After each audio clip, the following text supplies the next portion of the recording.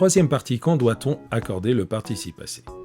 Quand il est utilisé comme adjectif, il s'accorde toujours avec le nom, c'est normal, c'est un adjectif. Il s'accorde toujours avec le nom. C'est ce qu'on a vu tout à l'heure. Quand il est utilisé dans un temps composé, il faut bien repérer avec quel auxiliaire il est utilisé. S'il est utilisé avec l'auxiliaire avoir, il ne s'accorde jamais avec le sujet.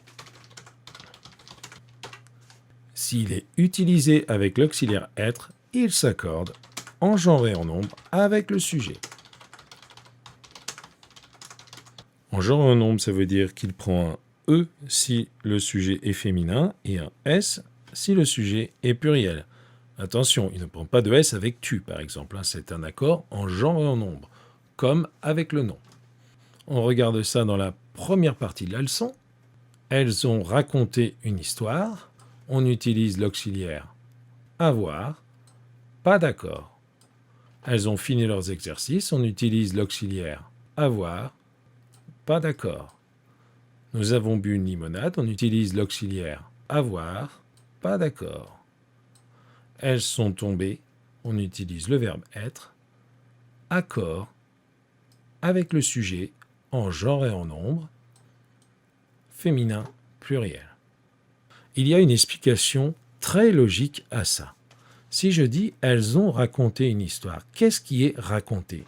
Ce qui est raconté, c'est l'histoire. Si le participe passé devait s'accorder avec quelque chose, il devrait s'accorder avec histoire.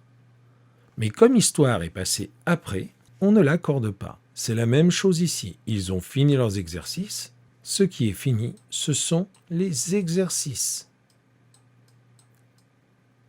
Et comme exercice est placé après, on ne l'accorde pas. Nous avons bu une limonade. Ce qui est bu, c'est la limonade. Et comme la limonade est placée après, on ne l'accorde pas. Elles sont tombées par terre. Ce qui est tombé, c'est bien elle. Et elle est placée avant. Et dans ces cas, on accorde. Alors le participe passé, il peut s'accorder avec l'auxiliaire avoir. Il peut s'accorder, mais pas avec le sujet. Si on devait l'accorder avec quelque chose, ce serait avec le groupe qui est passé après. Donc si tu veux faire encore plus simple, tu peux te poser la question quand tu as un participe passé, est-ce que la chose ou la personne qui est concernée par ce participe passé est placée avant ou après? S'il est avant, tu accordes. S'il est après, tu accordes pas. Quatrième partie, les difficultés des verbes du premier groupe.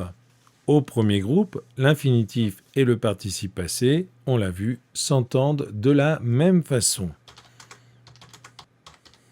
Travailler, ER infinitif, travailler et participe passé. Alors, comment ne pas se tromper? La première chose, c'est bien se rappeler que le participe passé évoque une action passée. Dans ces deux exemples, il faut mieux travailler « j'ai bien travaillé ». Le seul cas où travailler évoque une action passée, c'est dans « j'ai bien travaillé ». C'est dans ce cas qu'on utilisera le participe passé. On peut aussi essayer de le remplacer par un verbe d'un autre groupe. La difficulté ne se pose que pour les verbes du premier groupe, pas pour les verbes du deuxième ou du troisième groupe. Par exemple, le verbe perdre, au participe passé, on entendra perdu. Ou bien le verbe vendre, dont le participe passé est vendu. Le verbe prendre, dont le participe passé est pris. Il faut mieux travailler, essayons de compléter il faut mieux avec perdre ou perdu. Il faut mieux perdre ou perdu. Il faut mieux perdre. Il faut mieux vendre ou vendu. Il faut mieux vendre. Il faut mieux prendre ou pris. Il faut mieux prendre. On ne peut compléter qu'avec un infinitif. On utilisera donc l'infinitif travailler ER. Et remarque que ici, ce participe passé ne peut être remplacé que par l'un des participes passés. On ne peut pas dire « j'ai bien perdre », il faut dire « j'ai bien perdu »,« j'ai bien vendu »,« j'ai bien pris ». Enfin, cinquième partie, les terminaisons du participe passé. le participe passé est un mot variable qui s'accorde comme un adjectif, c'est-à-dire en genre et en nombre. C'est-à-dire qu'il faudra rajouter un « e » quand on a un accord à faire avec un mot féminin et un « s » quand on a un accord à faire avec un mot au pluriel.